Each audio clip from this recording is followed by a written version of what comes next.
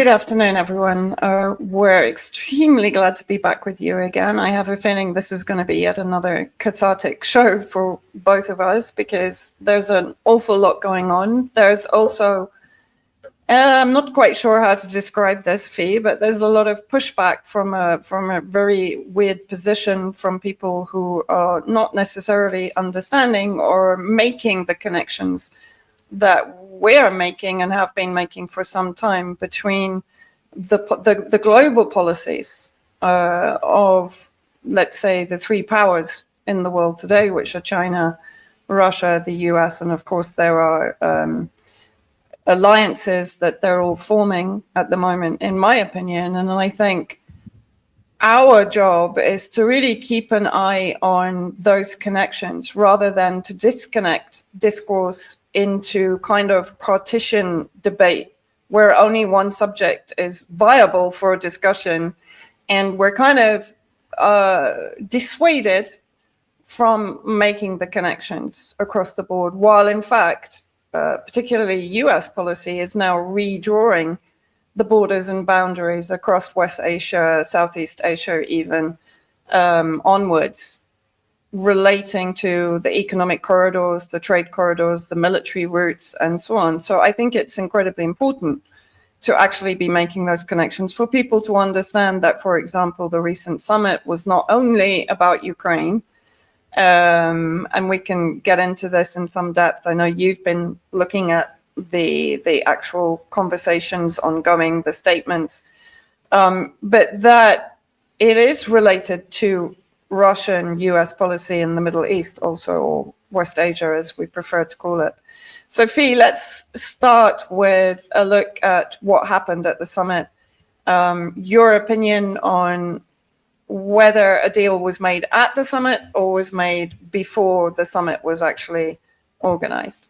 You know, everything you said there has just been really just poignant in the social media, internet, podcast, journalists, alternative media sphere, because people are looking at this in terms of who won, right? Like, oh, did Russia win? Did the US win? Like, Putin looks strong, Trump looks strong. Look, this is great. This is wonderful. Peace. We're heading towards peace. And they're looking at this in a very, I would say, myopic lens, just very much focused on this. And I think that's how politicians expect people to look at it, because there hasn't really been, I think, until recently, discussions about what's actually driving all of this, which we've been talking about are a lot of the economic aspects of it, at least for Russia, especially, and always, of course, for the United States, the economics and the resource extraction. And one of the things that I've been seeing in this whole time that I've been cataloging the timeline of all these meetings that happened since February of this year into now, and we will have another one soon, is that the economics part has been huge. In fact, the first time in February, when there was a meeting mitigated by Turkey and between the US and Ukraine and Russia, essentially, when there was this sort of conversation, the Ukraine issue wasn't even discussed. What was actually first discussed was the potential for economic cooperation between the United States and Russia. And for me, looking back in my cataloging of this, has been, it's really telling that it's actually very clear what this is about when you look at it, and when you look at the conversations that have been had, as you can probably talk more in depth later, between Russia and the Syrian regime, the new Syrian regime, Jolani, between Russia and Azerbaijan, between Russia and Armenia, and the different conversations that Iran has been involved in as well. So just in a very generic sense, all of that comes into play with this. And before even the summit happened, the Alaska summit that took place on the 15th of August, before any of that happened, Dmitry Peskov, who's the Kremlin spokesperson, he literally had a video where he talked about basically how Trump is being genuine about this, and how the Kremlin thinks that Trump is genuinely interested in resolving the issue of Ukraine, and how, this wouldn't necessarily have happened under a Biden administration. And Putin went on to repeat that. And Dmitry Peskov went as far as saying that Trump demonstrated this unprecedented approach, this unique approach to handling difficult issues, and that he has much praise in Moscow and also praise from Vladimir Putin. And they think that there is mutual political will between the two presidents. And for me, when I saw that, and I wrote on X, I basically said that statement appears to me as being either purposely ignorant or just purposely diplomatic, or in some form or another. I think the diplomacy that people say Russia has, it has it. But I think there is some actual belief after 3 years of living here, and time has gone by so fast. I can honestly say that the political class in Russia still has that belief that there is a mechanism to be worked with the United States. There is a desire to work with the United States. And we've been saying this while so many analysts have said, no, Russia doesn't want to end the Ukraine war. They don't need to end the Ukraine war. They have the upper hand. And yes, they have the upper hand, of course. That doesn't mean that Russia didn't want to normalize with the United States. And in every single facet throughout all of these meetings, I have been shown otherwise, that Russia absolutely wants to normalize with the United States, that they want to make a deal with the United States, and that in a way they see it as the next step to expanding their influence in the world, because their influence is not just, oh, we want to take on the West and defeat them together with Iran, with China and North Korea, and that, these are the superheroes that are going to go after the West. That's never been Russia. And I think for the longest time, people have created this idea that that's what Russia represents and that's what Russia is. But Russia is, as we've said many times on this show, very pragmatic in their approach, and they're looking at what they can get economically, militarily, and of course, in terms of cooperation. They're not just going to cooperate with with China, with the global South and all of BRICS. They're also looking to cooperate with the United States. And I think the United States has looked at Russia and said, wow, they are capable of defending themselves. They're far more powerful than the failed vassals in the EU and NATO. And they have said, all right, well, we failed. This is a disaster for us. Let's have Trump, who they have selected already to do this, because Trump is a Republican. And there's a video of Putin where he says, in one way or another, and this is from years ago, the Russians have always, in a way, found some sort of alignment with the Republicans in the United States. And I think that also has to do with a lot of things of what I would say, the social conservatism that is in Russia. And they think that social conservatism means that they're aligned in some way with the Christian conservatives in the U.S., and the problem with that is it's a very superficial lens to look at things through. And it's very naive to think that this is the end. And even if we have a resolution, which I think, in my opinion, it's going to happen to the Ukraine conflict, I don't think it's going to be a permanent one, right? And I think Putin is aware that the U.S. doesn't necessarily change foreign policies when they do change presidents. But at the same time, I think there is that naivety, that hope, that sort of desire. And I saw that at the meeting between the two, how people talked about how Trump was, groveling at Putin. It was actually pretty mutual. The Russians have been groveling about Trump and in Russia, in Moscow, constantly. They're constantly enamored by Trump, by Tucker Carlson, by these, very brute figures of the patriotic MAGA crowd, by anybody that looks like a typical American. Like I genuinely see that in the political class of Russia. And, you know, I'm not saying that they should hate Americans, because I think in general, the people of Russia don't hate Americans. But in terms of that affinity they have, they never had that affinity, say, for the Biden stuff, right? It was always the woke Democrats and all this stuff. So I think there's so much to be said about that and why Trump had to be the one to bring this in. And I think that Russia is still being attacked. And in other, I would say in other fronts, when you look at Moldova, when you look at Georgia, when you look at Armenia and Azerbaijan, you can still see that these are attacks by the West towards Russia, or at the very least setting the stage for future attacks.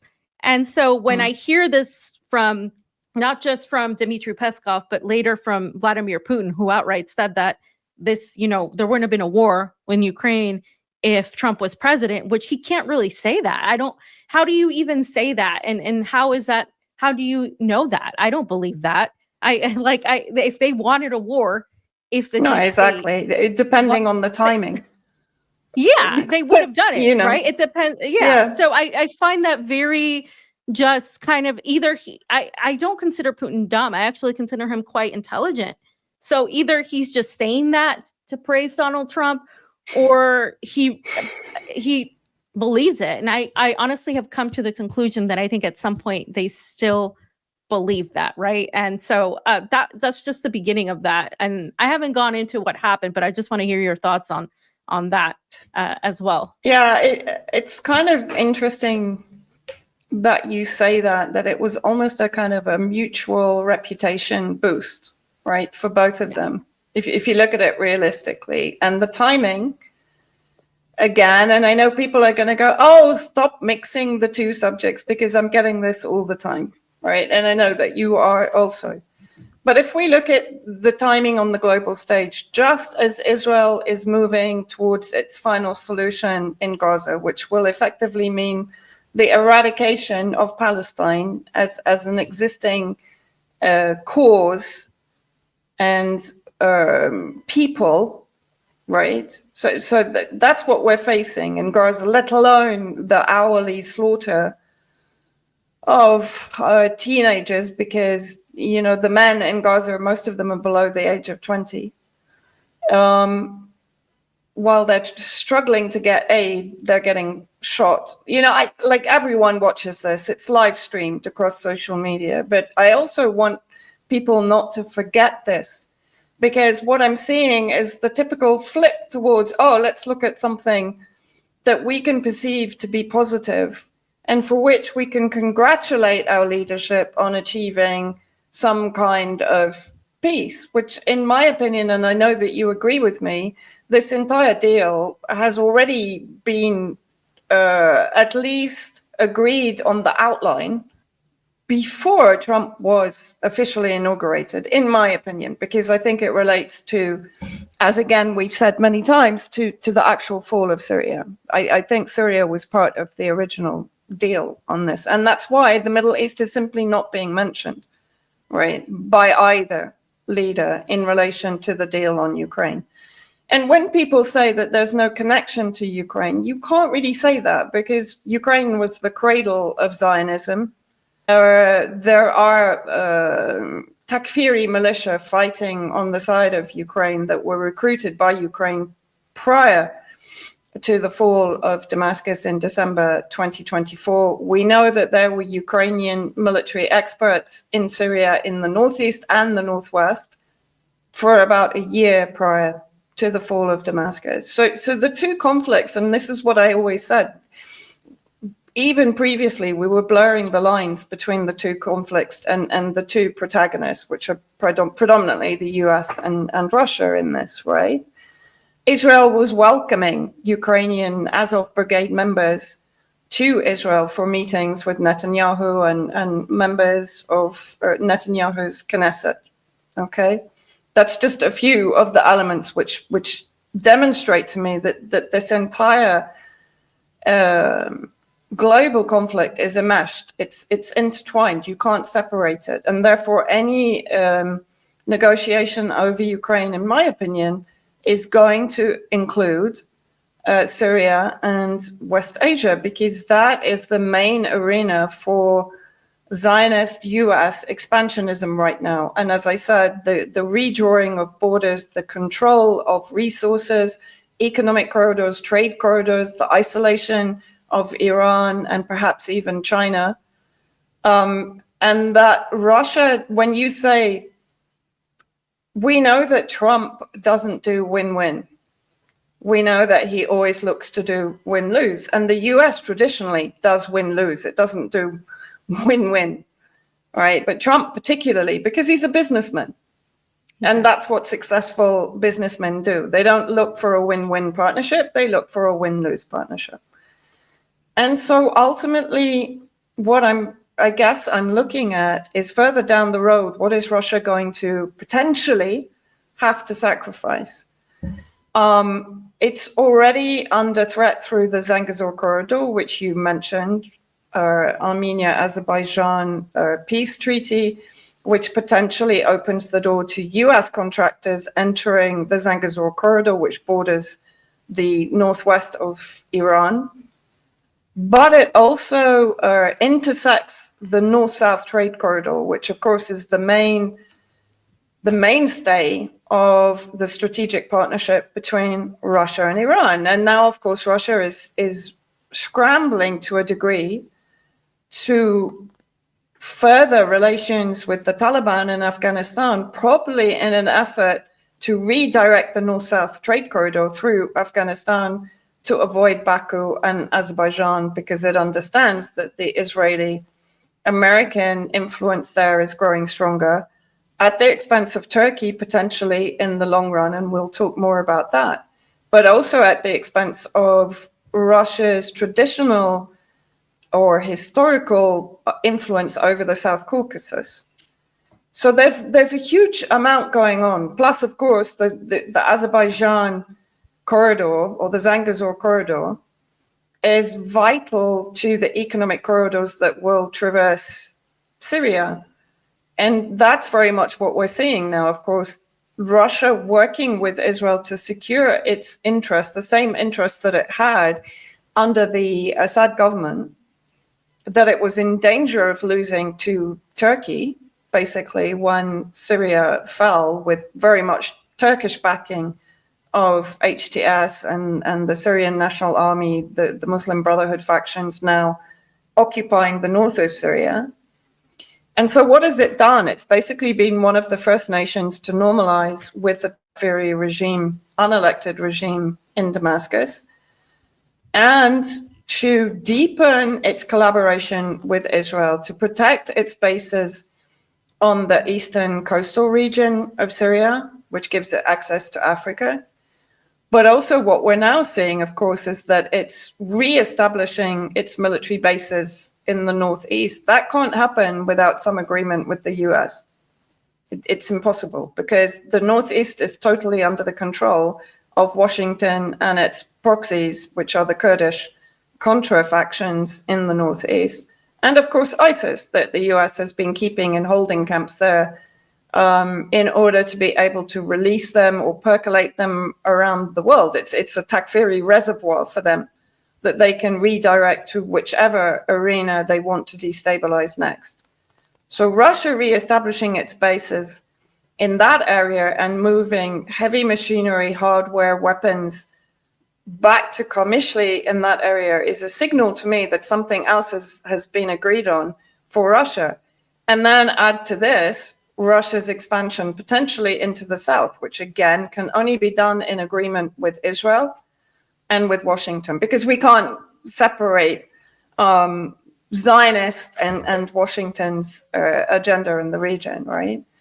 So if this is correct and Russia is going to be allowed to perform some kind of UNIFIL role, an alleged peacekeeping role on the border with the occupied Golan territories that potentially extends into southern Syria, where it already had influence before, and again, we can talk about that a bit later. It's going to be doing that on behalf of Israel. Israel doesn't have the manpower to occupy the territory in Syria to enable its expansion and the creation of the David's corridor up the eastern flank of Syria. And Syria currently is in turmoil, particularly in the south, after the HTS attacks on the Druze in Sweden in the southeast. So potentially, and that's how I'm reading it, as Israel used Russia before to keep the resistance away from the border with the occupied Golan under Assad's presidency, which was a bone of contention for the Syrian army. Now again, it's allowing Russia to, if you like, reoccupy the south of Syria on behalf of Israel. So in my opinion, all of these aspects of the deal that was just made can't be ignored.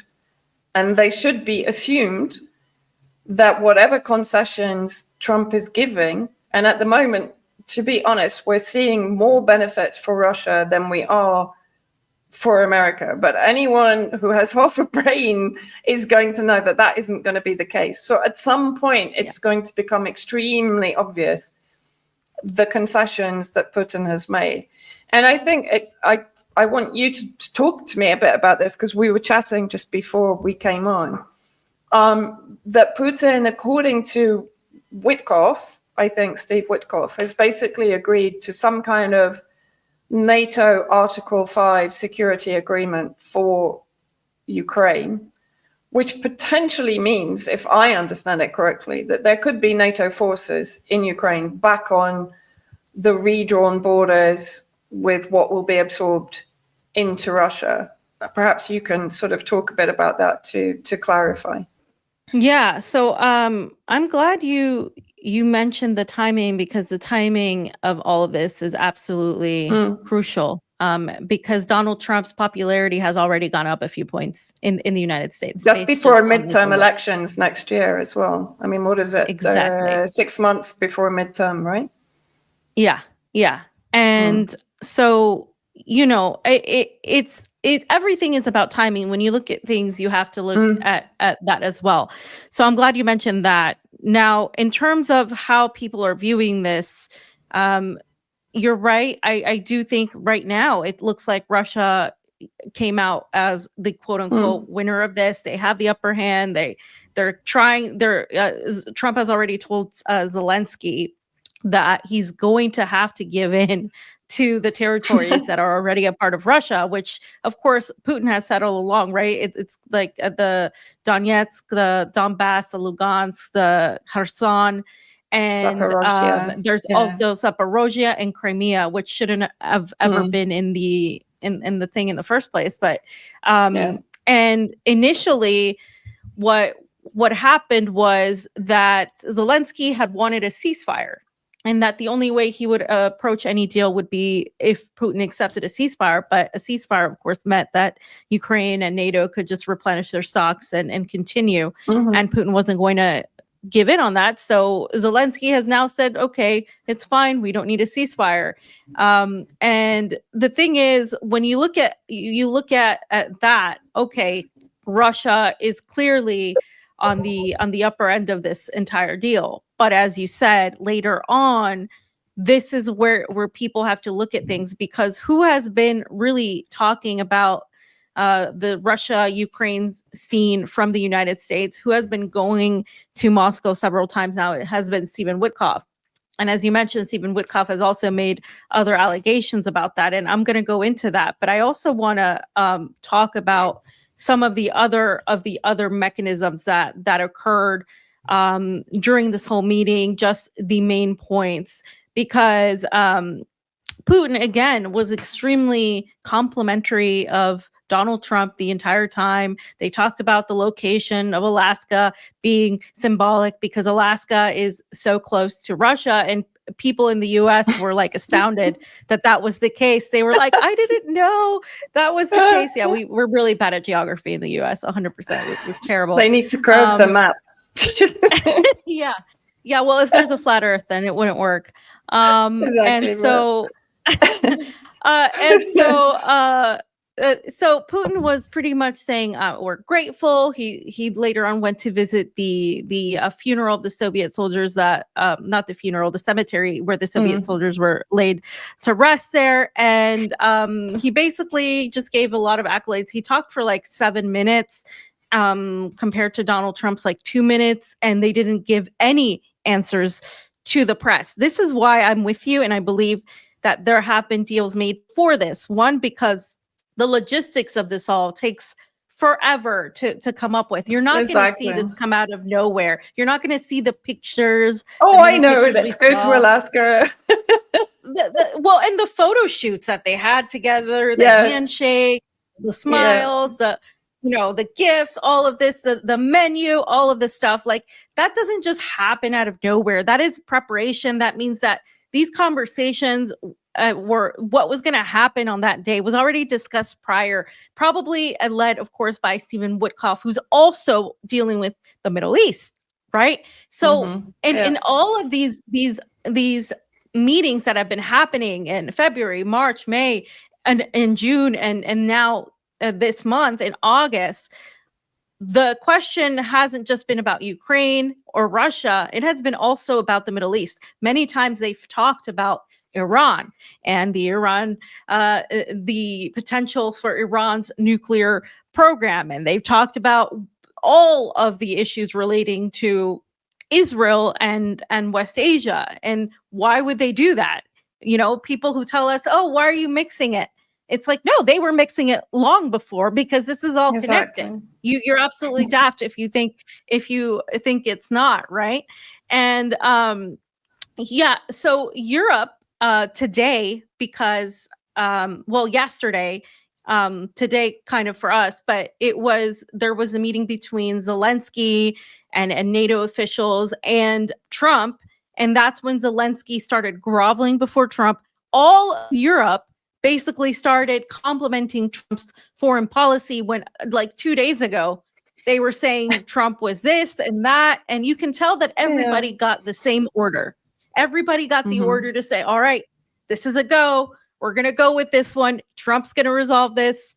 We're going to make these. The only ones who were noticeable by their facial expressions and their absence in one photo was Keir Starmer and Macron, who I think are still festering beneath the surface. But anyway, do carry on.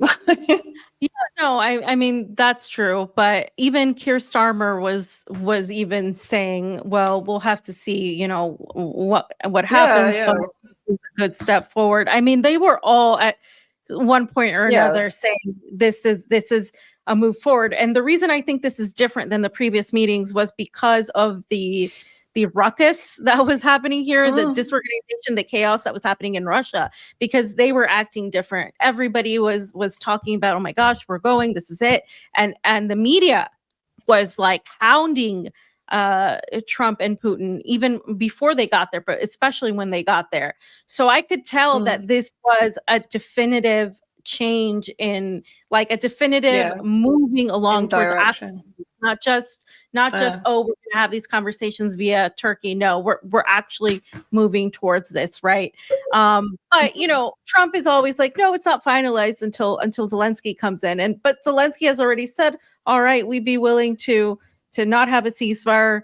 We're going to have conversations with Putin about the exact territorial issues that are happening, which basically means that if Zelensky doesn't do what the U.S. wants, Zelensky is in trouble. That's essentially what it means, right? Like that if Zelensky doesn't follow through, then what you're going to have is either a removal of Zelensky or you're going to have a problem with the funding. And Zelensky has already asked for like $90 billion worth of funding. He wants to sell the U.S.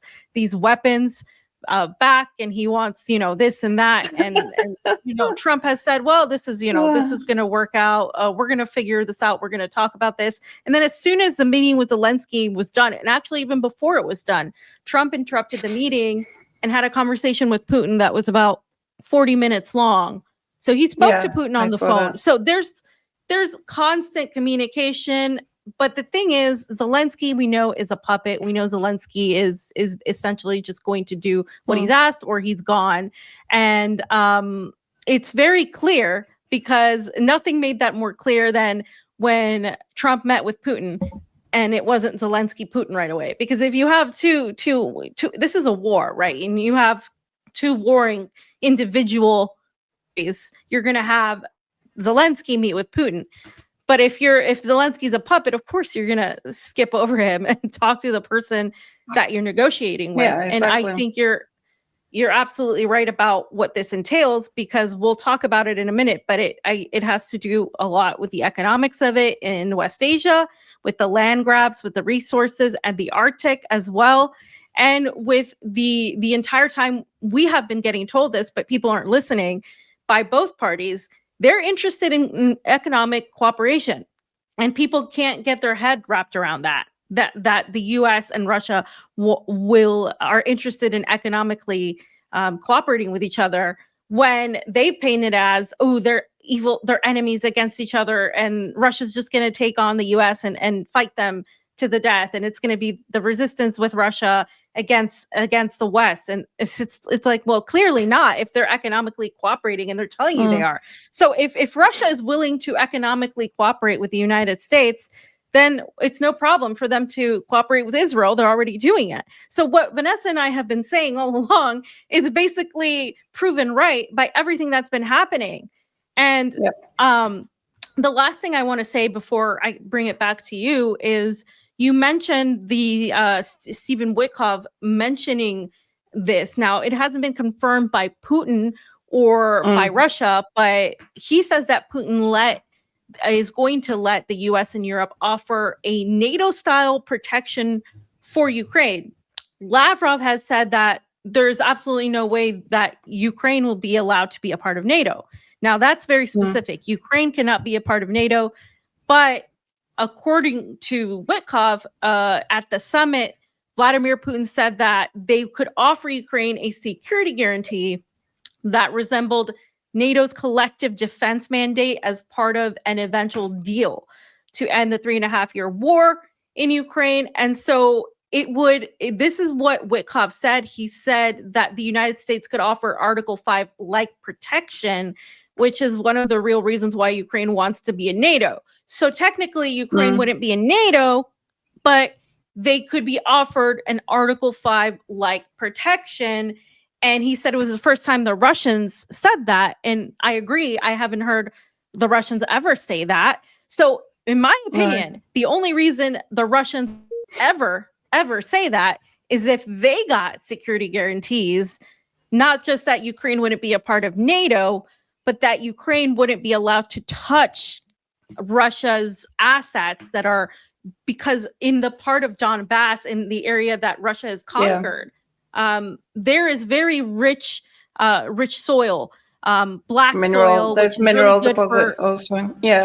Yeah, exactly. Coal. And these mineral deposits are the things that are up for play. And if you recall, BlackRock had pulled out of a deal to take over much of the deposits that were on the Ukrainian side. So what I think is working out here is, I think that the US and Russia are going to cooperate on these minerals, because they have been talking about cooperating on resources, and what resources are there other than these minerals. And I think that if that's the case, then of course you're not going to see Europe or NATO attack them, because they wouldn't want to attack these resources.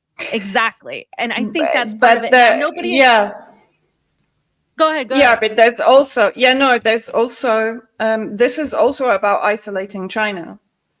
Yes. Because if the US can secure mineral resources from Saudi Arabia, West Asia, from Ukraine, it can basically squeeze China out of its most powerful position as a supplier of various minerals to the United States, which they need for some of their most important industrial sectors.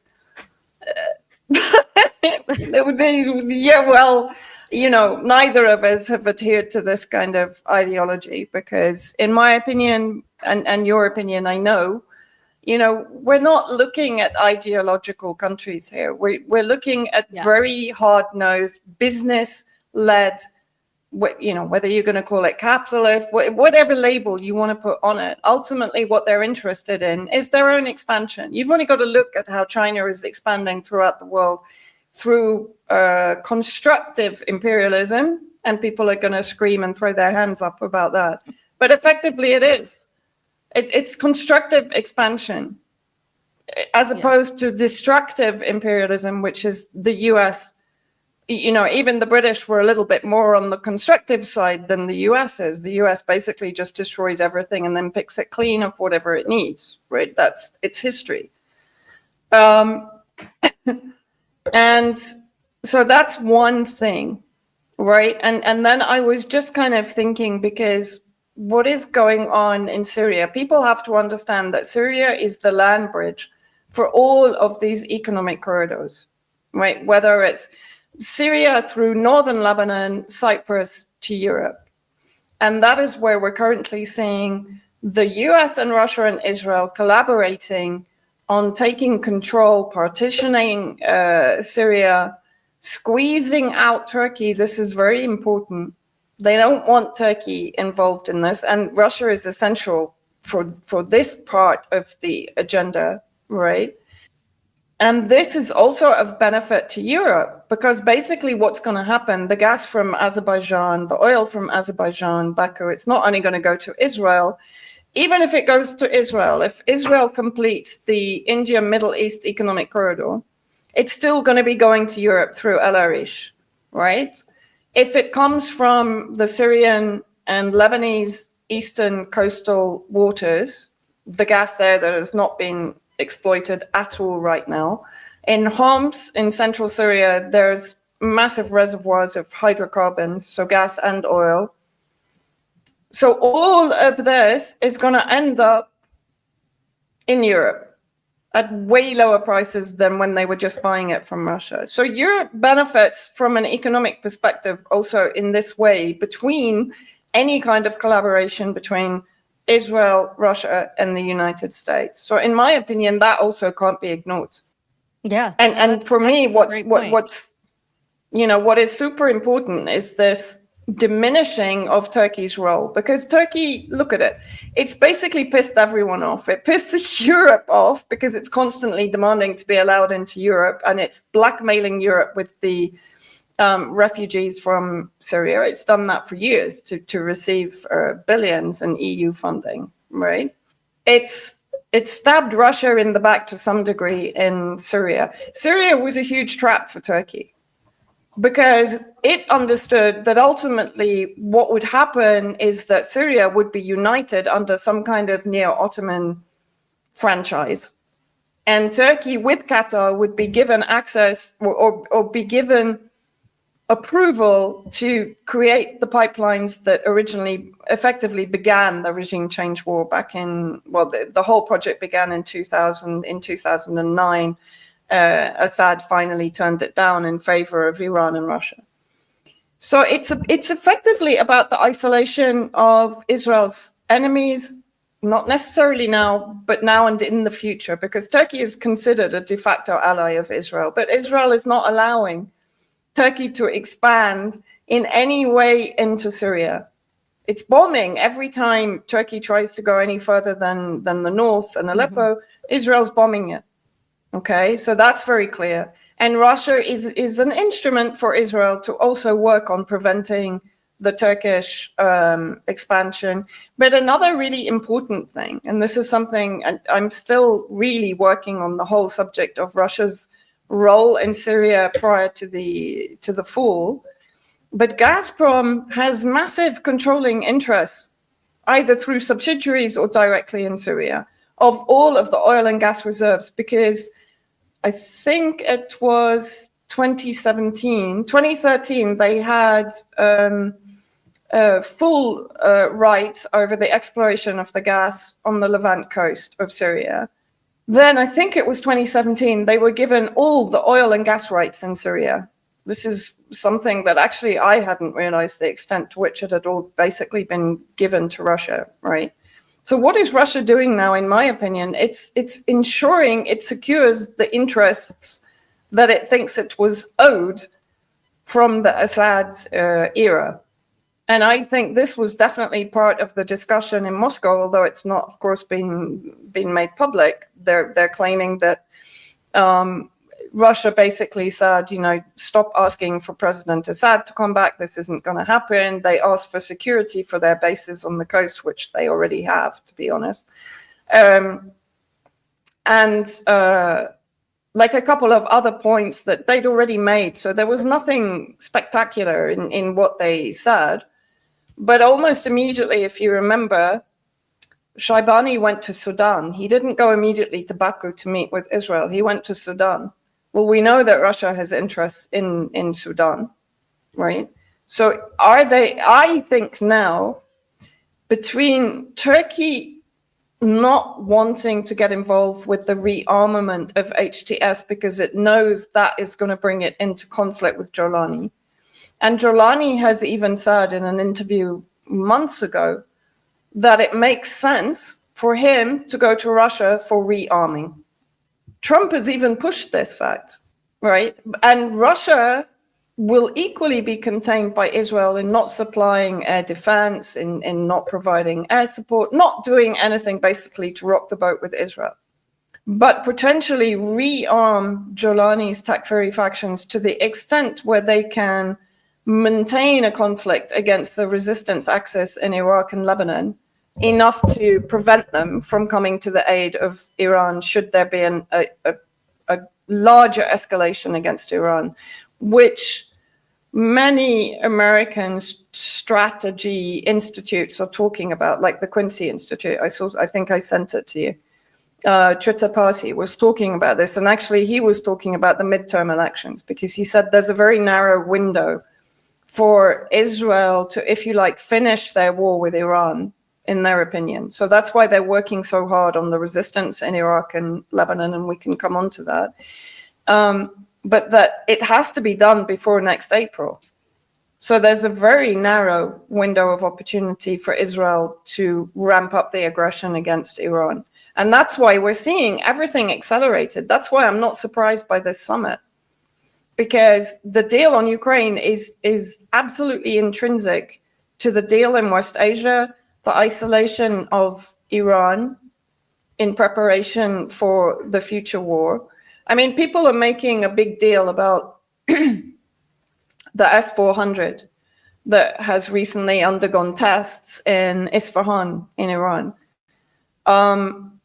which is fine. We know that there is some kind of military strategic partnership between Iran and Russia. We know that Russia isn't going to go to the defense of Iran and vice versa. Are they going to deny the exploitation of their own military industry? No, of course not. Like, they will supply what is necessary. However, we have to remember they did also supply S-300s to Syria, but they never enabled the Syrians to actually use the S-300s. They never trained them. They never gave them the expertise. They never gave them, they never finished the job to a large degree in Syria. In Iran, I hope it's going to be different. But I think, and the thing is, I don't think we're being negative. I'm back on this. I just think it's better to be prepared. It's like I said to someone the other day, it's better to have no expectations and be pleasantly surprised than to consistently be disappointed because XYZ isn't meeting your expectations of their behavior on a global stage within a realpolitik paradigm. No, people aren't even talking about this stuff though. They're just saying, "Look, Russia's winning, and that's it." Like it's not. Yeah. Look how they humiliated Europe and the U.S. Well, yeah, okay, but what's going on? Like, why is this happening now? What's going on behind the scenes? Look at what else is happening on the grand chessboard, right? Like, no, like it's like, okay, it's just these events are all happening in isolation. That just makes no sense. So yeah, I want to go into Lebanon, but the other thing I wanted to mention too is the Arctic situation, which I think for Russia and the US, that's another economic, I guess I would say economic opportunity for the two. But Russia and China have also this relationship where they have been working together in developing that. So what I think we're seeing is this sort of race in the Arctic for the minerals, for these the sea routes. I think it's the northern sea route. And everything, that we've mentioned so far is not saying that Russia is just simply going to stop working with China, or they're not going to have an alliance with Iran. It's more of like they're working with both ends now. Like they're not just going to align themselves only with BRICS. They also, while they're hailing BRICS and while they're constantly pushing BRICS, they have a relationship with the country, the entities that are diametrically opposed to it. So I think people need to come to terms with the honest nature of that, because that's not being negative. That's just literally looking at what's actually happening without any sort of wishful thinking or, hopium or the rose-colored rainbow glasses with a pot of gold at the end. Like we're just looking at things as they are.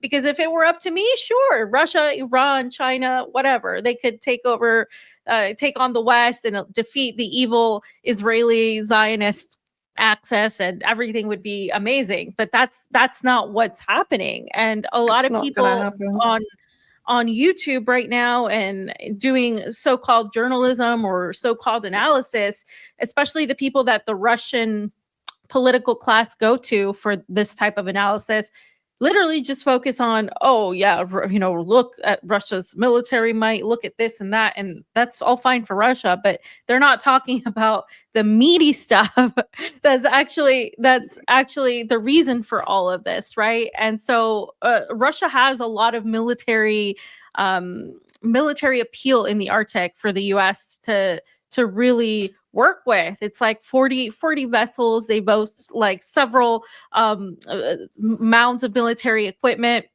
And all of this is something that the United States looks at because they operate like this. And they say, well, what can we get out of this? What can we get out of Russia? What can we move them towards isolating China?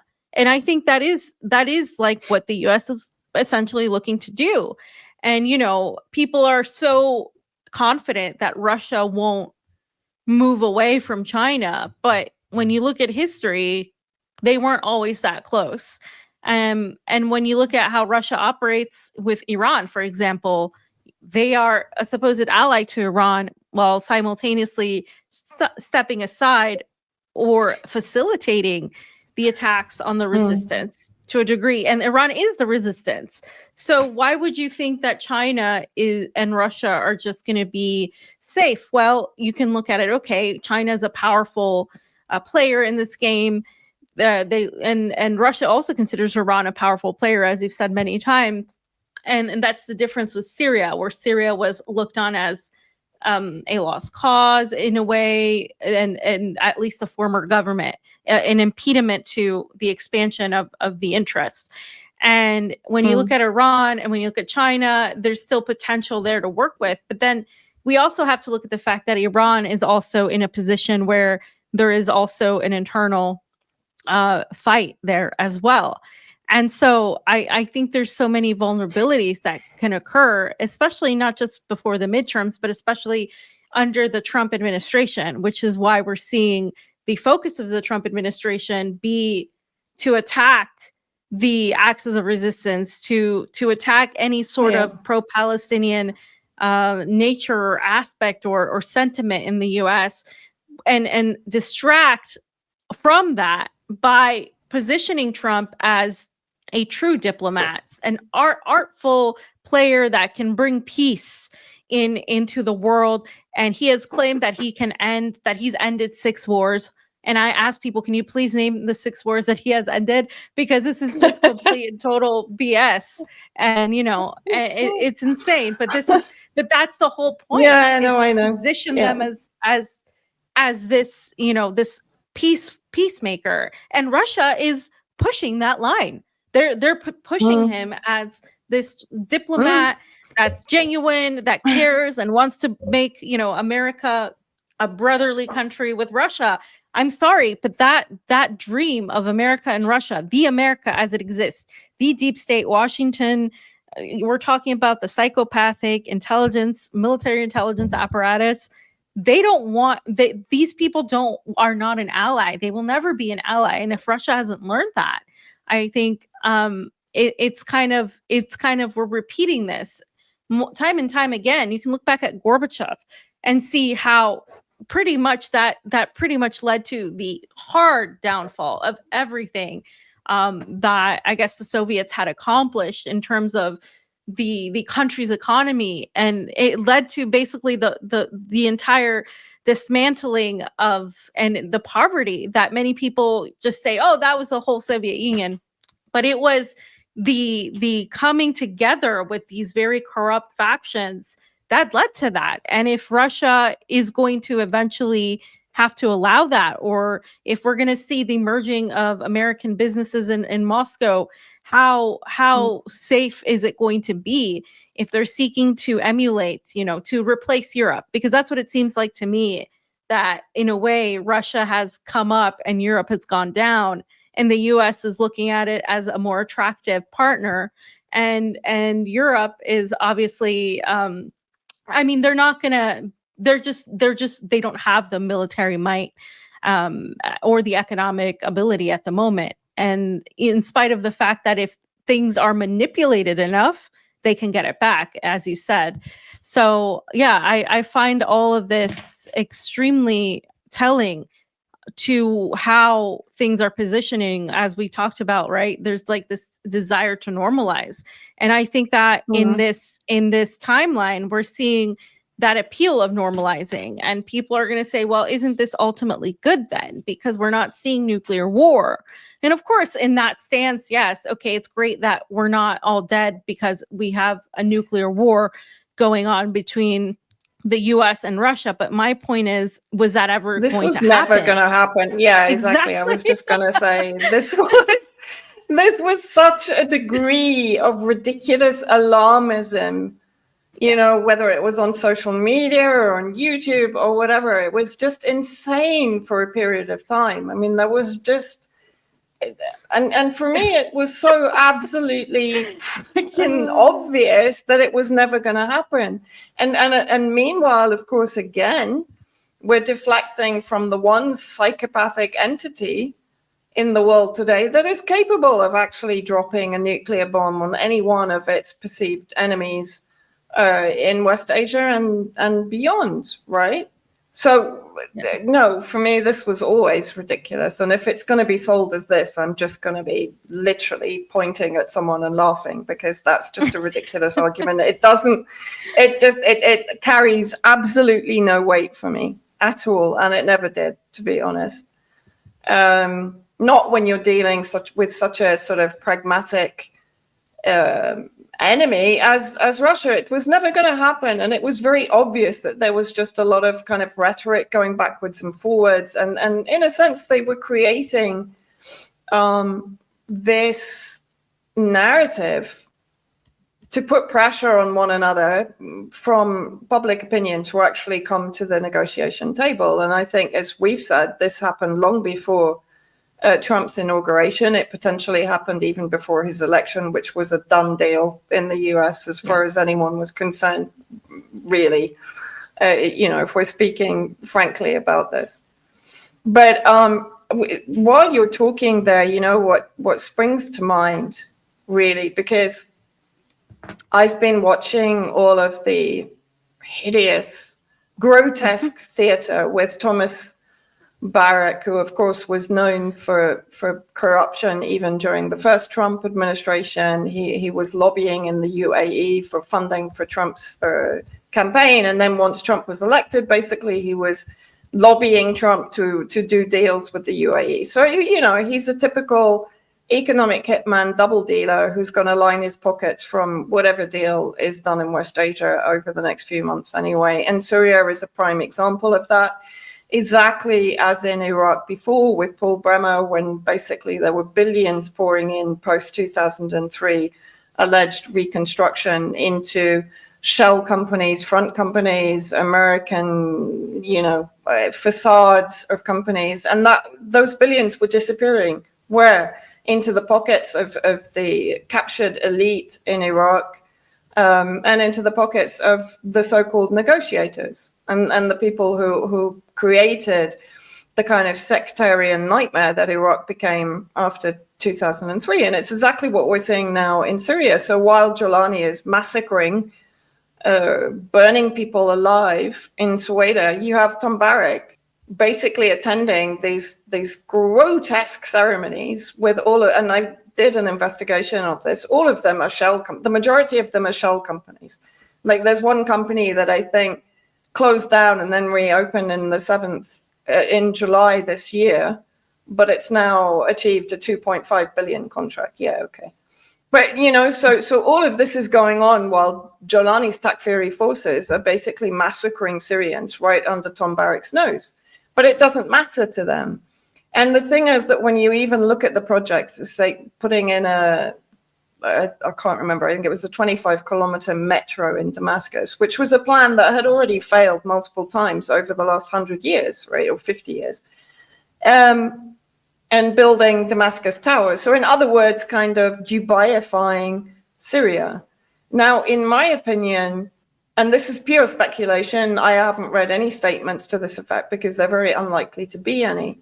But in my opinion, if you were to dig deep into the kind of Russian policy, I think they would consider the resistance in the Middle East, the Palestinian cause, to be an impediment to their expansion and to their development and to their partnership with the Arab Gulf states, Israel, Washington, in West Asia.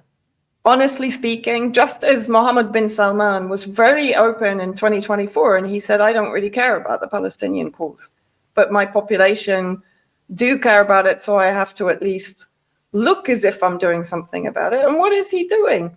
Saudi Arabia is absolutely instrumental in trying to destroy or disarm, take away all of the financing from Hezbollah by destroying the independent banking system that Hezbollah had, that is open, by the way, to all Lebanese, not only for Hezbollah.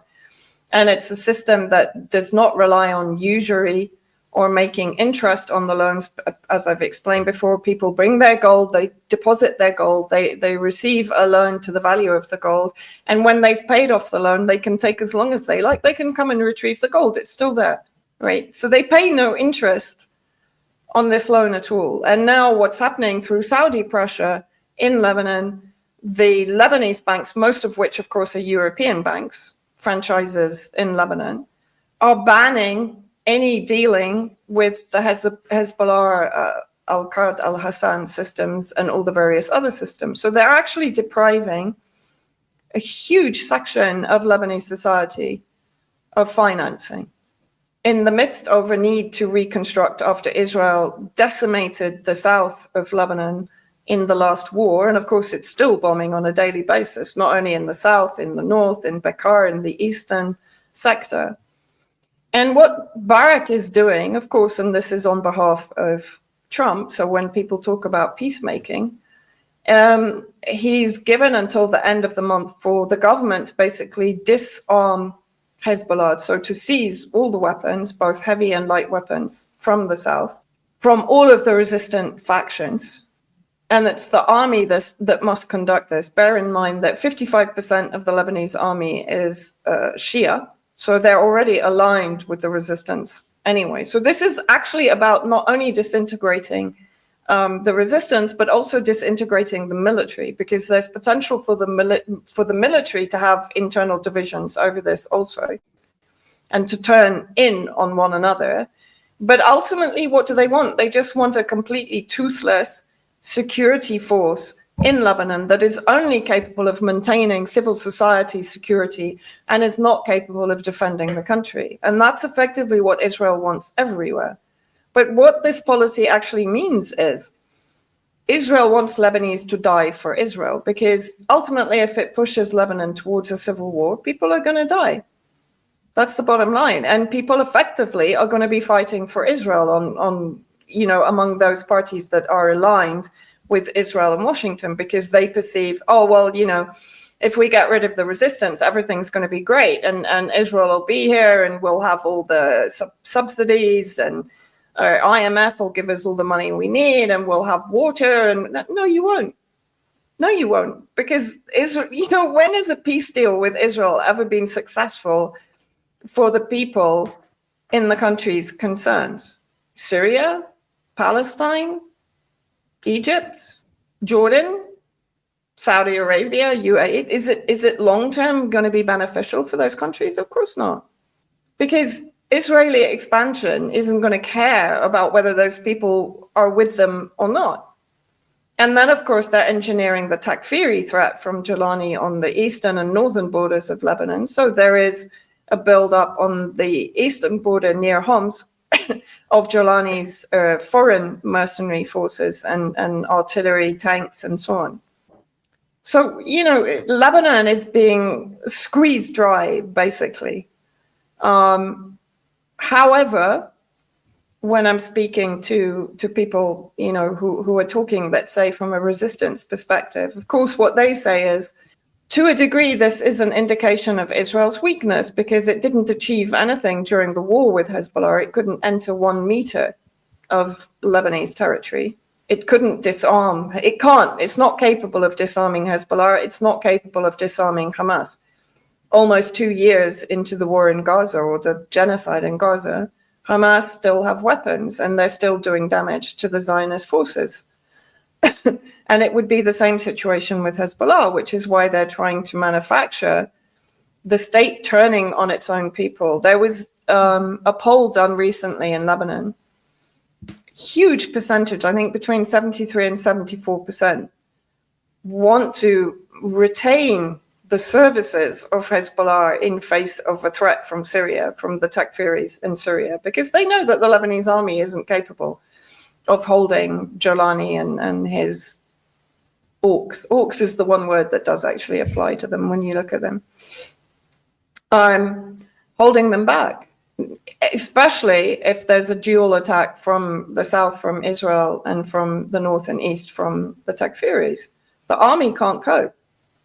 And now what they're talking about is weaponizing UNIFIL. So UNIFIL will effectively become an occupying force in Lebanon. So they're trying every possible way to bring Hezbollah to its knees, and to weaken it both internally and externally. Now, what's interesting is the head of general security now in Iran, Ali Lajarani, actually came to Lebanon and made a very strong diplomatic statement in which he basically said Hezbollah is not alone. And what can be taken from that is that Iran is not going to allow Hezbollah to be disarmed or destroyed.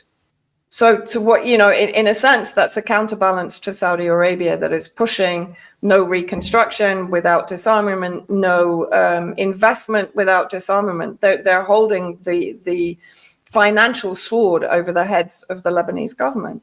Whereas I understand that it's difficult for people to make the connection, but it's not difficult to understand that Russia is literally ignoring what's happening in West Asia generally. It's benefiting.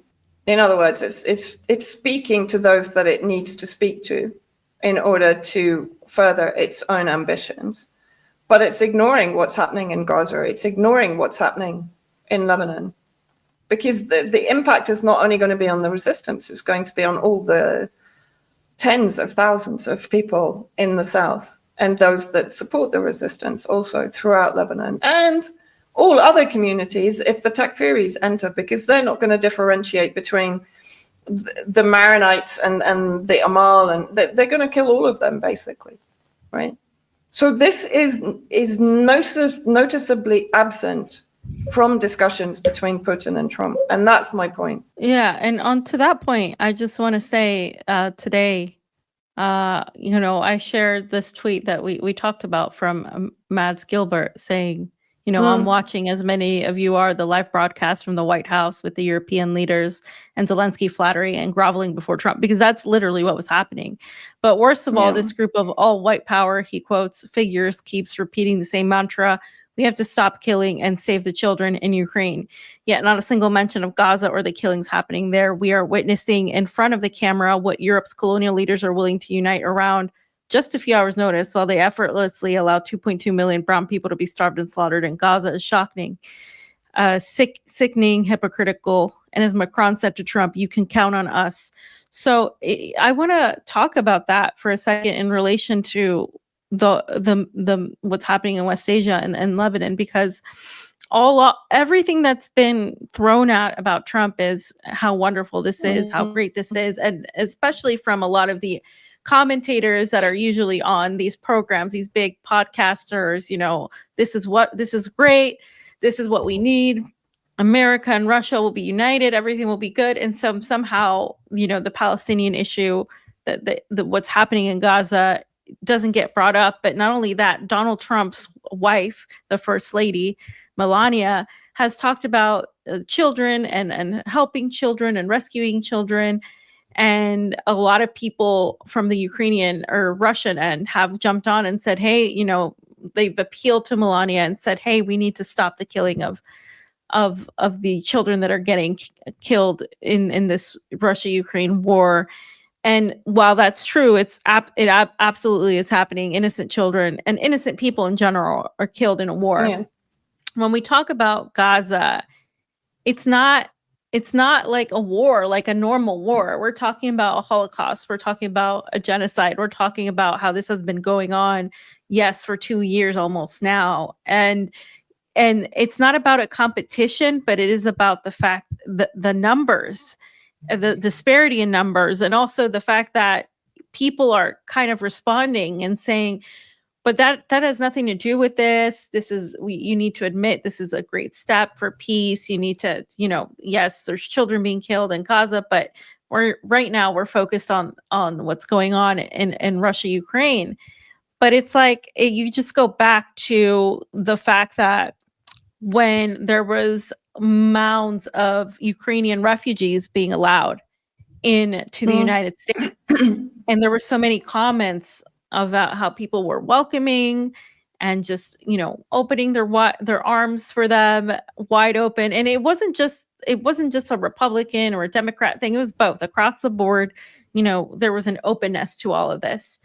But when it comes to Syrian refugees or the Palestinian refugees or anybody from the Middle East, it's automatically the terrorists are coming, they're gonna rape your daughter, go after your family, and they're not welcome. Or anybody south of the border where you can take a shade matcher, and if their shade is slightly brown, and then that same sentiment doesn't go. And so we are attacked. I had somebody said, why are you bringing this up one thing at a time? Or somebody said, why are you mad? Why are people mad that it's white children that are being saved and not the same thing you always talk about when it comes to Gaza? And it's like, but they're the ones talking about that do make it about the race, because they do treat people differently based on that. The media and these countries, because when you look at Russia, is Russia a European, I would say a federation? Not necessarily, but when you look at the power sectors in Moscow, St. Petersburg, they're very much consider themselves aligned with Europe, right? Like there's that sentiment of people here where they love Europe, like they look up to Europe. General population, politics aside, people want to go to Europe. They see Europe as like the epicenter of greatness, even though we know it's not. But that's what a lot of people see it as, and there's an affinity with that. And if you go back to further in history to the Russian Empire, a lot of the leadership that came to rule Russia were actually of Austrian Germanic origin. And you look at all of this and you see like, yeah, there are racial elements. There are reasons why the Republicans say have an affinity for Russia to a degree, but you will never see them have that affinity with Iran. You will never see them have that affinity. I mean, we've seen people of all over the world of all sectors stand against Israel, but it's become more so about Israel and standing against Israel's attack on Christianity in many ways than it is about the people of Palestine or understanding what's been happening for decades, for a century. And so when you mention these things, you're automatically called woke, and you're automatically brushed aside as a liberal. And so now I'm pushing this woke agenda because I'm saying we should always constantly talk about what's happening in Gaza. It's the same thing with the Epstein issue, right? Yes, child trafficking is wrong, and Epstein, Trump betrayed his people with the Epstein files. But if it's about the children, why isn't it about the children across the board? Why are you making the difference that it's not about the children? For me, I'm consistent. I care about all children everywhere. All innocents being, finding themselves in the middle of wars or in the middle of a genocide. To me, well, that's even at a worse level, obviously, because it's genocide. It's a Holocaust. But we're not allowed to mention these facts because now these are woke facts, and it goes the other way around too. Like it doesn't matter which side of the aisle. And I've been seeing this in discussion in European circles, in the UK, and the Russian, definitely in the UK, and the US. So I just thought I would comment on that because there's so many layers to that aspect as well. Yeah, I mean, I remember at the beginning of the special military operation, the headlines in the UK were along the lines of, well, of course we have to open our doors. They look like us.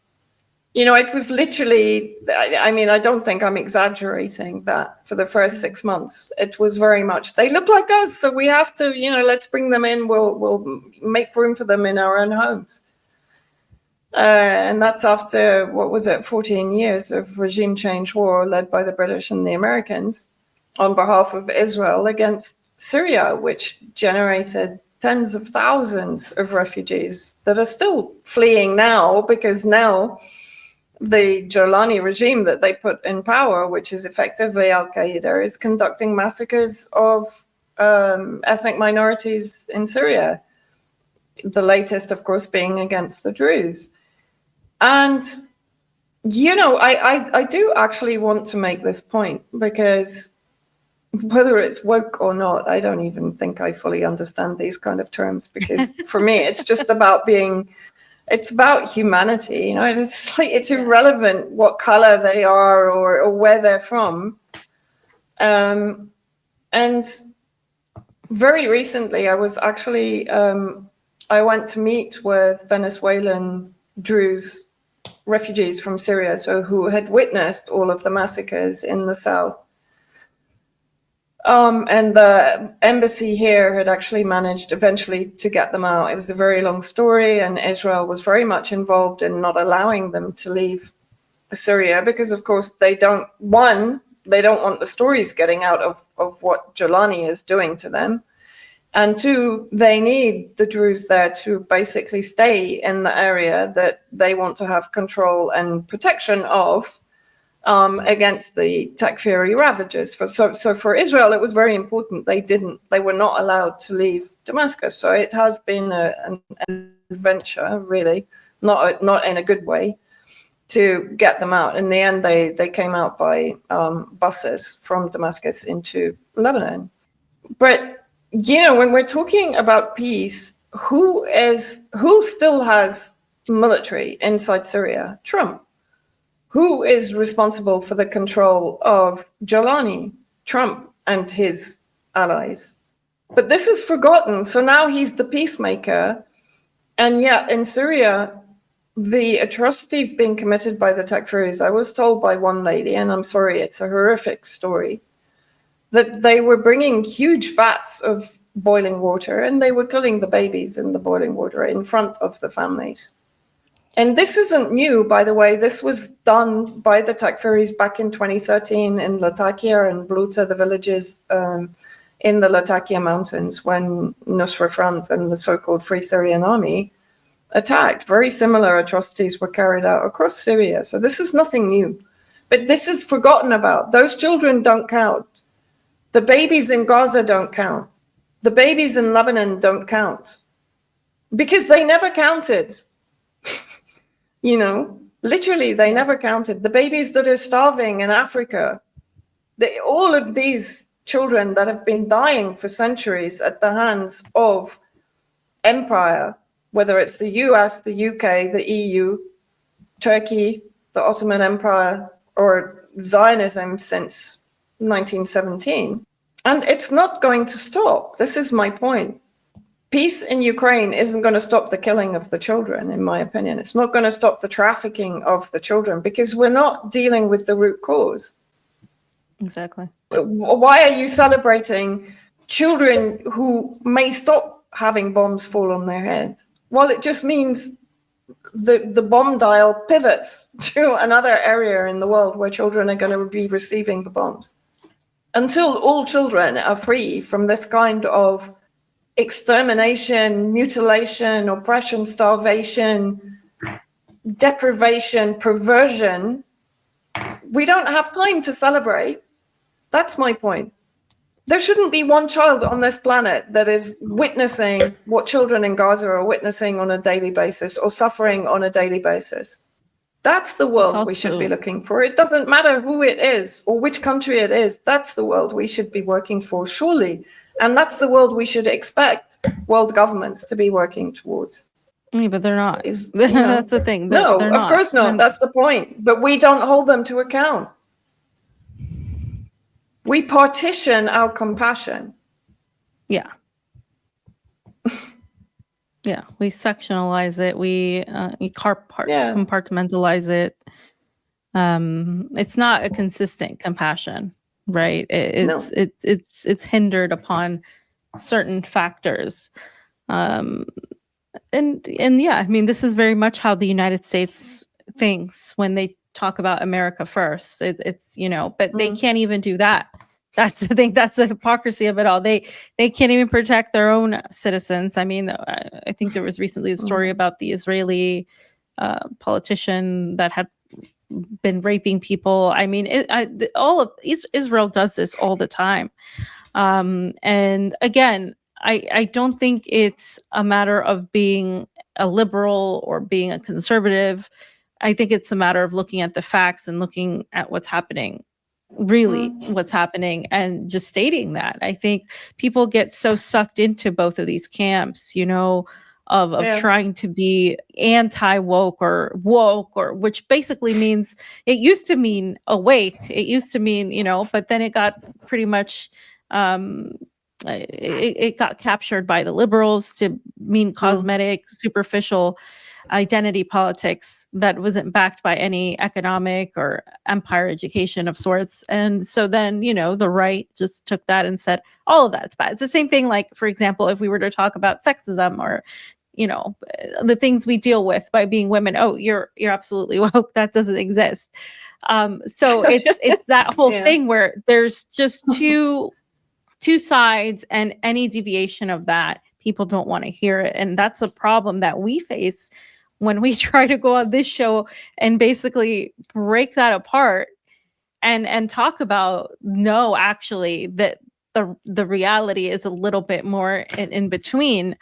And living in Russia, you notice, like, there's the people that, it's the same thing with the people that constantly talk about China, or constantly talk about China's allure, and don't talk about anything negative, as if they've never done anything wrong. Or it's the same with Russia, or the same with any other country, that it doesn't matter, in spite of the fact that a lot of the troubles that are happening right now are 100% coming from the West and the Zionists. We know that, but that doesn't mean that there aren't other aspects of this, and there aren't other nuances to be talked about in everything that we're talking about.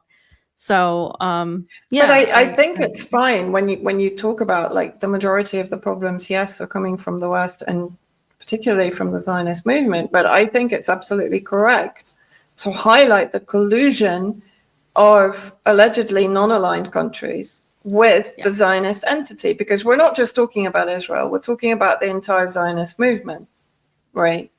Globally. And this is the differentiation that a lot of people don't make. So it's not only about Israel, it's about, to what extent are they opening their doors, their corridors of power to Zionist influence, and how is that affecting their policy? And I think we're absolutely right in calling that out, because we're at a stage where we can call it out. We're not at a stage where they're 100% captured, as the US, the UK, and many EU member states are. So I actually think we're absolutely correct to be saying, please don't go down the route of completely allowing the Zionist movement to embed itself into every sector of society in your countries, because this is a very dangerous route to take. And I think there's a real danger of that, because that is what Zionism does. It expands. Look, for example, in Cyprus, where, again, I've written about this, where Zionism is looking to expand its influence into Cyprus at the expense of Turkey, potentially. They're using the narratives of weapons of mass destruction from Turkey, that they're going to have to preemptively strike Turkey's nuclear reactor sites, etc. They're talking about the potential for there being terrorist hubs in northern Cyprus, which is controlled by Turkey, etc. So we're seeing all the familiar taglines that enable Zionist overreach into Cyprus, which again is freezing out Turkey to a large degree and weaponizing the Greeks, just as Kissinger weaponized them back in 1974 to allow Turkey to take over the north of Cyprus, right? So we never see anything different. It's always manipulation. It's always smoke mirrors and manipulation. And it's never for the benefit of the people of whatever strip of land they're targeting for their own interests, ever. And when you look at this, the extent to which Zionism is overreaching, it's developing education centers on Cyprus. Why? Because those centers are expanding globally, because it needs recruits. It needs to start bringing in new settlers to settle on the land it's taken in Syria, the land it's going to take in Iraq, the land it's going to take on the border with Iran, the land it's going to take in Cyprus, in Lebanon. It desperately needs settlers. It needs to grow the ranks of its military, because it's dwindling after the war of attrition that the resistance has waged against it for decades. So it's like the British used to do. Establish education centers, the missionary complex, right? It's a variation on that theme. And if China and Russia are not aware of this, it's going to creep up on them very quickly. And so that's what I'm talking about. It's like, don't allow this movement to become so embedded globally that there's no escape, because that's effectively what we're now facing. And I feel like we're almost at that time. I mean, we'll have to talk about this at another time regarding Russia, but there's definitely intrinsic Zionist involvement, 100%. And I just want to mention that this last point, there's a couple of other things I want to mention, but this last point on the Palestinian issue, because there was this sort of, what I would say, a discussion again by Stephen Witkoff, who again has been in charge of the U.S. Dealing U.S. foreign policy in the Middle East for the Trump administration. So apparently the U.S. and Russia proposed a West Bank style occupation of Ukraine as a solution. And I think this has to do a lot with the economics of it. Now, again, Stephen Witkoff has said a lot of things that haven't necessarily been confirmed by either party. The Trump administration actually denied this. They said that that's not true. But again, maybe they just don't want to allow people to read this, because it would obviously not be well received. And Moscow hasn't also talked about this at all. But apparently they've discussed this model for ending the war in Ukraine, which would be mirrored after Israel's occupation of the West Bank. And then Russia would essentially have military and economic control of the occupied Ukraine under its governing body. And this would, of course, then imitate Israel's de facto rule of Palestinian territory. That this article, that there's an article that was stated by the Times that says that the Palestinian territory seized from Jordan in 1967. So they're talking about the 1967 borders only. And so it's very interesting to me, because, again, Witkoff is tasked to bringing peace in the Middle East, which obviously we know for the U.S. that just means the complete and total ethnic cleansing of Palestinians and resistance forces, and supposedly that this is a supportive idea, and that this would help with the just territorial issue. And it's interesting because Zelensky has said that they would discuss the territorial stuff with Putin. Now, I do think that Putin is going to get, just going back to the Russia thing, I think they are going to get the majority of the, I would say, the territories that have already been established. But I think that it's the fact that they even brought this up, that this was up for discussion, to me, is extremely disgusting. Like, as someone that's just like viewing this, and I don't necessarily think that's, I guess you could call that an emotional, visceral reaction, but even looking at it from a more logical sense, I guess it makes sense if you are looking at the justifying an occupation. And if you're going to mirror yourself with Israel, then what exactly are you saying? Are you saying that what they're doing is then justified? You're condoning, you're condoning what they're doing, because that's like saying, well, we'll model it on apartheid South Africa. Yeah. Right. I mean, an apartheid isn't a strong enough word for what Israel does to the Palestinians. That's established.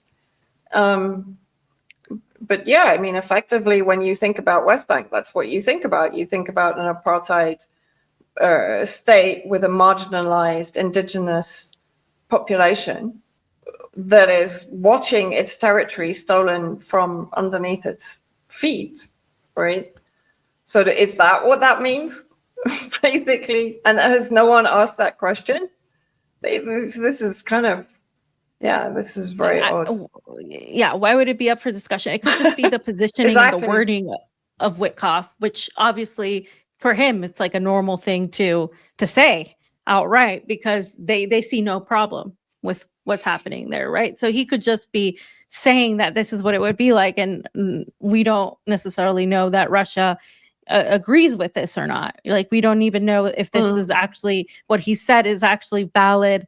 A valid thing that they're proposing or that they're agreeing to, but just the fact that it's so easily acceptable for anybody to even compare the two, because we know for a fact Ukraine would never be treated in the same way Gaza would necessarily, unless they were fully completely just deprived of everything, and that just wouldn't look good for Europe or the US. So, because they're Europeans. So it wouldn't get to that state, at least not for a long time. But just the fact is just very, it's very odd, and it's been put out there already. So I just want. I mean, there should be instant condemnation from Russia of any kind of concept along these lines, if it is being floated out there by Witkoff. And it could also be part of the normalization process with Israel, of course. That's also not beyond the realms of possibility. Just insane. We're all being asked to accept the unacceptable. I mean, it's kind of interesting. If you think, if this had all happened 10 years ago, would people be as accepting of it as they are now? Or have they basically been conditioned over the last 10 years to effectively accept genocide as a kind of status quo? And in Britain, what are we doing? We're tearing down historic statues in London to build an even bigger Holocaust Memorial Center opposite the existing Imperial War Museum Holocaust Center. You know what I mean? Like, this is what I'm talking about. We're looking at the eradication of an entire Arab history, culture, and civilization. Anything that doesn't conform to the rising Zionist Gulf state, hideous, tarmac high-rise tower complex vista that we're all expected to embrace as our future. Smart cities, mass surveillance, AI technology to basically crack down on dissidents and any challenge to the status quo or to establishment. And that's my fear, is that, you know, if people have to be looking at this as a whole, because the disease is the ideology of the Zionist movement. And we have to remember it was incubated in Britain, it was adopted by the United States, it's been sustained by the EU. So it is a disease. It's now everywhere, as is takfirism, by the way. You know, I mean, this is another whole subject, but both of the kind of diseased ideologies that were created by the West as a weapon to secure their interests globally, to secure resources, land corridors, military routes, trade, reservoirs, etc., have now become a disease of our society. And it's not going to go away. It's an ideology. It's only ever going to flourish and grow until the point that it's killed off. Yeah, it has to be literally killed off in one way or another. This isn't something, and again, this isn't something that if you just, like many people do, focus on changing Netanyahu, that it's going to go away, because there's like 30 other make any difference. Netanyahus. Yeah, exactly. It's and the there's, same like, if you remove Jolani, it's going to make absolutely no difference. You're just going to get another takfiri. You know, it's everywhere in the world now. It's in Europe, the UK, the US, Africa. They've deployed it in Africa, Southeast Asia. It's everywhere. How are you going to eradicate it? Because it doesn't, it's like a hydra. If you cut off its head, it just grows two back. And that's again, what people are not understanding. Well, and because people have been so against Nazism, and then by default, those who were killed by Nazis. You know what I mean? We're back at that same circular argument, but it's like, forget the religious mantle that's been laid there. Just this is not about religion. This is about the supremacist aspect. And that aspect is basically tarnishing everything it touches. And, you know, the United States is facilitating that. I mean, the U.S. State Department also just stopped the visas for humanitarian aid. These are the Gaza humanitarian visas, and they stopped it. They gave an excuse that they needed to check out some of the issues that they had. The majority of these visas are issued for the children that have been using them in Gaza, who have like medical issues, who have issues that need dire medical attention. So even though it's not stated that it's for children, the majority of them are for children. And so the State Department put on X that they're doing a full and thorough investigation of the processes and procedures and blah, blah, blah. And they're just limiting this. But simultaneously, we're seeing what's-her-face advocate for the children of somewhere else. And it's like, okay, well, what about these children? What about this? We're back at that same scenario, but of course none of this matters. And we also saw a lot of conservative social media influencers saying this is terrible, we need to eliminate it. And Marco Rubio, of course, was tasked with eliminating this. And you know, Marco Rubio is out there now, is talking about peace and Ukraine and saving people's lives. So again, it's hypocritical, it's not consistent. And the Trump administration, get ready for it, Vanessa. It's going to be like, he's going to be hailed as a hero. He's going to be hailed as the top diplomat. He's going to be lauded with Nobel Peace Prize nominations again. And he's going to continue boasting and narking about how wonderful he is and how great everything is and everything that America has done to end all these wars and end all of this. So that's coming. It hasn't even started. It's just beginning. Meanwhile, what they're doing is, as you said, is they're pivoting, right? They're pivoting to the Middle East, to West Asia, and they're also pivoting to Latin America, where they're, first of all, they put a 50 million bounty on Maduro's head, and they're using this, the cartels, the fighting cartels, which is just an iteration of the war on drugs that we've had for forever. And they're basically deploying several missiles and several weapons, and they're putting them out towards Venezuela's coast, which is insane. It's absolutely just a violation of international law. It's a violation of, their sovereignty. There's no justification for it. And they're obviously focused on targeting Venezuela, which, I think we've talked about that this would happen with the Trump administration, that Latin America would be 100% attacked. And they're deploying military. I think they deployed about 4,000 sailors that were going in these ships, the military carriers. And so they're also going by air as well. And this is an attempt to basically threaten the Venezuela and threaten Latin America. He did this in his first administration against the then president Andrés Manuel López Obrador in Mexico. He threatened to have a ground invasion in Mexico, if we recall, back during his first term. And so he does this all the time, but now he's actually physically sent these military deployments.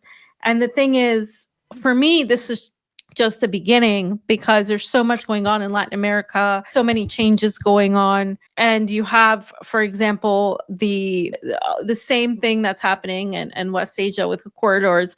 There's also trade routes in Latin America, the development that China is doing via the Silk Road. And you have the U.S. also trying to compete with that and trying to compete with China's influence. But what I'm looking at too is where Russia falls into this, because reportedly people are saying online that Russia's sending weapons to Venezuela, that Russia's sending weapons to Iran. We've seen this time and time again. And I haven't seen any verification that Russia's sending any weapons to Venezuela, but this is what people say online every other day. They just make shit up. And the thing is, after the fall of Syria, and we've sort of touched on this before, a lot of Russia's allies have looked on as to what happened in Syria.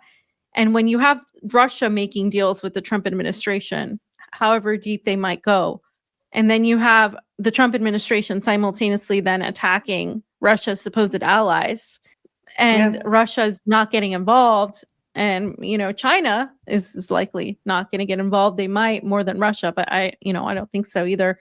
They usually don't. Then you have what exactly is the point here of talking about allyships and all of this, when what are they going to say? Oh, this is an attack on their sovereignty. This the UN denounces blah blah blah. And then the US continues to do this. And simultaneously, because of all of the backlash that they're receiving from people, because keep in mind that this is going along with the immigration things that we've talked about, the alligator Alcatraz development, the installment of AI and data mining, and the spying on pretty much everybody using these new technologies. And it's obviously going to be expanded to not just everybody coming through the border, but everybody else. And so all of that comes into play. So the Trump administration has been attacked by their own supporters about that. But also now you have Donald Trump sending the National Guard to fully just occupy Washington, D.C., saying there's a lot of crime, a lot of cartels, a lot of drugs coming through. So this is all tied, because the foreign policy aspect is trying to say, Chandaragua, MS-13, Maria Salvatrucha, these are all like the gangs that they're talking about. Gangs that, not to be here all day, have been pretty much caused and implemented by the CIA long ago. What's happening now is any sort of resistance that builds up in the US, that has built up, whether it's been anti-Zionism or now picking people up and putting them in black vans and taking them to foreign prisons, or whatever is happening, all of these things that are happening in hospitals and public places and private places too, in California and in Florida in several aspects. that resistance to that is being attacked by the Trump administration by pretty much militarizing the city of DC, where a lot of this takes place. Along with that, he already gave everybody's info to Palantir. Everybody, all of the info has already been in place. The domestic terrorist labels are already set from the Biden administration. So none of that's changed. He didn't take that out. He didn't say, oh, I'm coming in and I'm going to remove the things that the Biden administration did by labeling dissenters domestic terrorists. He's pretty much just expanding that. And so what we're seeing here is the war of attrition, these attacks that are happening to other sectors to say the US's enemies are clearly starting to come. And we've talked about some of them, but since we've talked about them, I think 2.5 weeks ago, they've been building up. And every time we hear Trump do something, but please pay attention to just how much of a great diplomat he is and how he's bringing peace to the world. Yeah, I think I do understand. I mean, people do want to take a break from the very dark world that we're living in right now. I get it. Yeah. Take a break. Go and have a sandwich in the park. Go and do whatever you need to do to take a breather. But if you're going to actually shut down on discourse that is trying to make the connections globally, because now we're not facing regional wars. We are facing, and it's rapidly becoming apparent, we're facing a global war. And we have to be prepared for that, partitioning it off and celebrating what is perceived as one win in what is going to be a whole series. We're not even anywhere near, I don't think, near the eye of the storm right now. We're still on the outskirts looking in. We've got a lot further to go, and effectively the world is going to be at war for some time now. And it's beyond, as I said, it's beyond boundaries, it's beyond regions. It's now about full control of resources, corridors, particularly water. Water is becoming increasingly important. Human beings, general population, are becoming increasingly dispensable. And I think we have to be very aware of that. It doesn't matter who it is, to be honest. But, again, we have to come back to this message. We just have to retain what it is to be human, and compassion shouldn't be closed off to one sector. It should be open to all the victims that are currently facing extermination, extinction, displacement, home theft, or murder on an obscene scale. And we have to be fighting against all of it, because ultimately of course it's all connected. A human being in Gaza is no less a human being than those in Donbass or Donetsk or Lugansk. That's the point. And I think we've probably fully exhausted our audience now. Probably. But yeah, so I think, we've still got a huge amount to talk about, and I'm sure there's going to be a ton of things that happens in the next week or so that we'll have to unpack then. And I do hope that people find it, there are some really nice comments sometimes that people do actually find it quite cathartic listening to us, because in a sense, if people really are paying attention, then what we're talking about should resonate, to be honest. And by that, I'm not being arrogant and saying we're the only ones paying attention, but, generally speaking, a conversation like this, I know it resonates with me when I hear it here, when people are making the bigger connections and so on. It does resonate with me, because it's very important that we are doing that right now. So I guess, anyway, I'll be quiet now, because I think I've made my point. Well, no, I agree with you. Obviously, I think that it's rare to find these conversations online in a world that's so, especially on social media, moves by quick capital letters, insert Putin is great, or that sort of type of quick, type of whatever. So it's good to have these conversations that are a little bit deeper, and that I think some people are increasingly finding them more, I think, accurate in terms of the global picture of what's happening. So you're right, we are at a global war. All right, well, that's it. I do have this article coming, and I will share that as soon as it's out on my Substack. But Vanessa, let us know what you have going on. There is another article coming out on Syria at UK column, but it'll also be republished at my Substack, just talking again about, you know, the maneuvers as far as Jelani is concerned, how much longer he's actually going to be in power, what difference does it make to the region, whether he is in power or not, or, you know, it doesn't really make a huge difference, to be quite honest. And effectively, time-wise, you know, are we heading for a looming regional war? It looks very much like we are. Not going to kind of go down the alarmist route, but I think there is a very narrow window of opportunity for Israel now before the elections, midterm elections, take over in the States from April to November, I think. So, you know, that will effectively reduce the ability of the US administration to act as it's acting now in support of Israel's agenda. So I think that's it, and, you know, and we'll just do another catch up in about a week's time. Hopefully, get to the bottom of whatever goes on in the next 7 days, which is likely to be quite a lot. Yeah, yeah. 7 days is like, you know, 7 years. Yeah, I know, it's like a lifetime. Okay, guys, so that's it. Thanks for tuning in. We'll see you next time on Critical Perspectives. Bye. Bye.